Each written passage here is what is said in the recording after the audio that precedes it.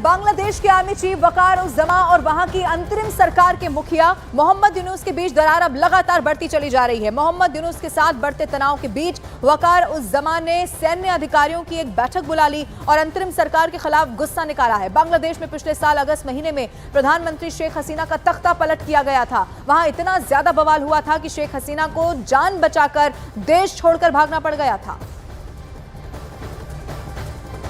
और उसके बाद ही बांग्लादेश की सत्ता की बागडोर मोहम्मद यूनुस के हाथों में सौंप दी गई थी। मोहम्मद यूनुस को वहां की अंतरिम सरकार का मुखिया बनाया गया था, लेकिन खबरों के मुताबिक करीब 1 साल बाद वहां मोहम्मद यूनुस और आर्मी चीफ वकार उस जमा के बीच ठन गई और कई तरह के गंभीर आरोप लगा दिए।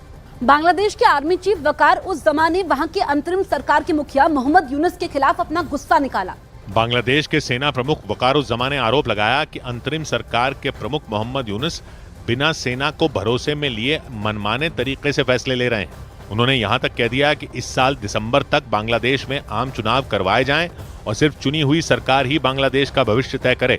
मतलब सैन्य अधिकारियों की बुलाई बैठक में बांग्लादेश के सेना प्रमुख ने मोहम्मद यूनुस सरकार को अल्टीमेटम दे दिया। और सूत्रों के मुताबिक वकार उस जमा शेख हसीना और खालिदा जिया की पार्टियों को एक साथ लाकर बांग्लादेश में इसी साल चुनाव करा लेना चाहते हैं, क्योंकि बीते कुछ महीनों में मोहम्मद यूनुस सरकार की तरफ से लिए गए फैसलों ने बांग्लादेश के आर्मी चीफ के गुस्से की आग में घी डालने का काम कर दिया है। अप्रैल के दूसरे हफ्ते में मोहम्मद यूनुस ने सेना प्रमुख की गैर मौजूदगी में बांग्लादेश के राष्ट्रीय सुरक्षा सलाहकार की नियुक्ति कर दी थी और जिस वक्त ये फैसला लिया गया था उस वक्त आर्मी चीफ बांग्लादेश से बाहर थे। लेकिन जैसे ही मोहम्मद यूनुस के इस फैसले की खबर उन्हें मिली, वो भड़क गए थे। बांग्लादेश के सेना प्रमुख ने इस कदम को सेना और सुरक्षा बल में फूट डालने वाला कदम बताया था।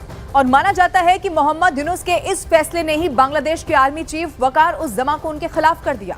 क्योंकि पिछले साल जब शेख हसीना को सत्ता से हटाया गया था, तब वकार उस जमा ने मोहम्मद यूनुस की काफी मदद की थी, लेकिन बाद में धीरे धीरे उनके बीच टकराव बढ़ गया। वकार उस जमा बांग्लादेश की पूर्व प्रधानमंत्री शेख हसीना के रिश्तेदार हैं। 23 जून 2024 को उन्हें चीफ ऑफ आर्मी स्टाफ यानी बांग्लादेश का सेना प्रमुख बनाया गया था।